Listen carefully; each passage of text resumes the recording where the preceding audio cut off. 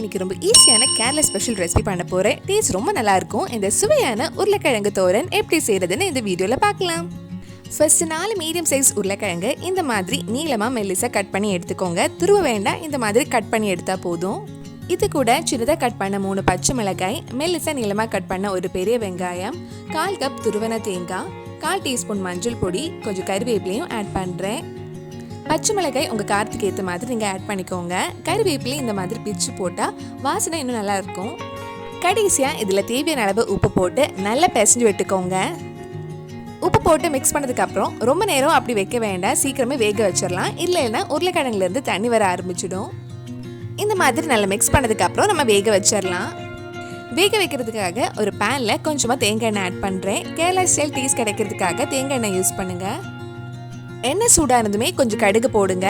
கடுகு வெடிச்சதுக்கு அப்புறம் நம்ம மிக்ஸ் பண்ணி வச்சிருக்கிற உருளைக்கிழங்கு இதில் போட்டு வேக வைக்கலாம். அவ்வளவுதான், உருளைக்கிழங்கு வேகிறதுக்கு 15-20 நிமிஷம் ஆகும். அது வரைக்கும் நடுவில் கொஞ்சம் கிண்டி விட்டே இருங்க. நம்ம சேனலில் இதுக்கு முன்னாடி நிறைய வெஜ் ரெசிபிஸ் பண்ணியிருக்கேன். நீங்கள் இன்னும் அந்த ரெசிபிஸ்லாம் பார்க்கலன்னா அதோட லிங்க் இதில் டிஸ்கிரிப்ஷனில் இருக்குது. மறக்காமல் அந்த ரெசிபிஸும் போய் பாருங்கள். டேஸ்டியான கேரளா ஸ்பெஷல் உருளைக்கிழங்கு தோரன் ரெடி ஆயிடுச்சு. கண்டிப்பாக நீங்களும் இந்த ரெசிபி உங்கள் வீட்டில் செஞ்சு பாருங்கள். பிடிச்சிருந்தா இந்த வீடியோவை லைக் பண்ணுங்கள், உங்கள் ஃப்ரெண்ட்ஸ் அண்ட் ஃபேமிலிக்கு ஷேர் பண்ணுங்கள். வேறு நல்ல ரெசிபி நம்ம சேனலில் ட்ரை பண்ணலாம் கீழே கமெண்ட் பாக்ஸில் சொல்லுங்கள். நீங்கள் இன்னும் என்னோட சேனலை சப்ஸ்கிரைப் பண்ணலைன்னா மறக்காமல் சேனலையும் சப்ஸ்கிரைப் பண்ணுங்கள். கூடவே அந்த பெல் ஐக்கனை ப்ரெஸ் பண்ணால் நான் புது வீடியோ போட்ட உடனே உங்கள் ஃபோனுக்கு நோட்டிஃபிகேஷன் வந்து